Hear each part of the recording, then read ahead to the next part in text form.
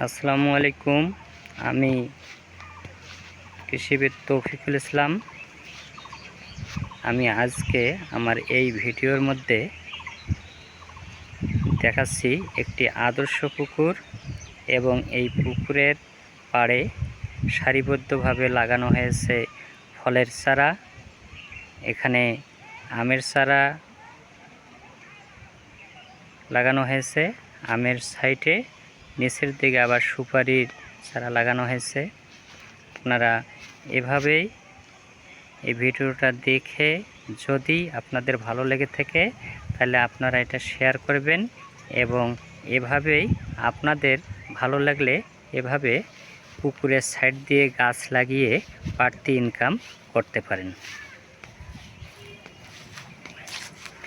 এই পুকুরটি রংপুর জেলার বদরগঞ্জ উপজেলার ঐতিহ্যবাহী শিক্ষা প্রতিষ্ঠান বদরগঞ্জের বুকে একমাত্র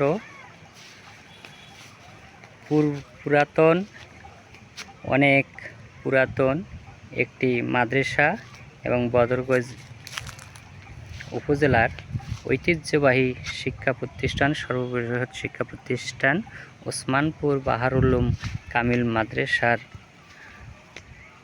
পূর্ব পাশে এই পুকুরটি অবস্থিত।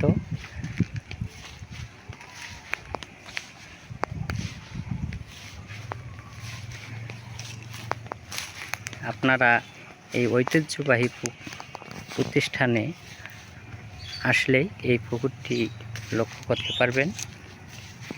এখানে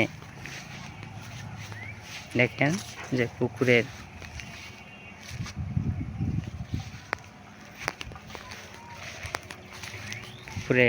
আমের সাইডে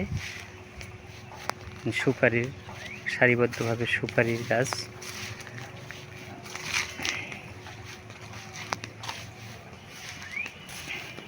আর আপনারা লক্ষ্য করেন যে গাছের বয়স 3 থেকে 4 বছর হবে, কিন্তু কিভাবে আমের উৎপাদন হয়েছে। প্রতিটি গাছেই আমের সমারোহ।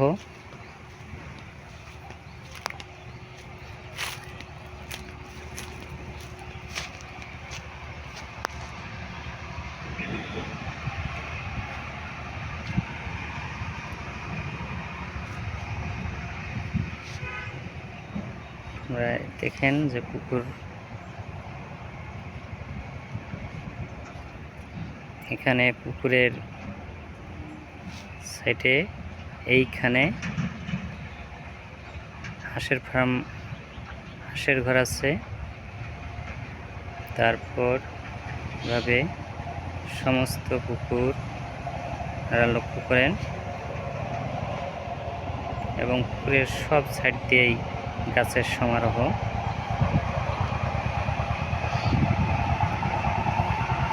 পুকুরের পাড়ের নিচে সুপারি, নিচের দিকে শেষের দিকে সুপারি, তার পাশে ক্ষেত, এখানে কচু ক্ষেত, অন্য সাইডে ধান।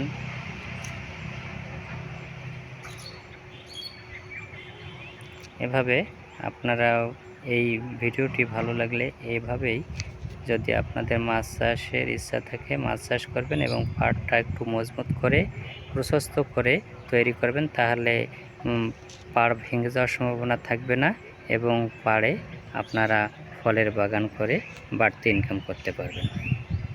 ধন্যবাদ। আজ এই পর্যন্তই। আসসালামু আলাইকুম।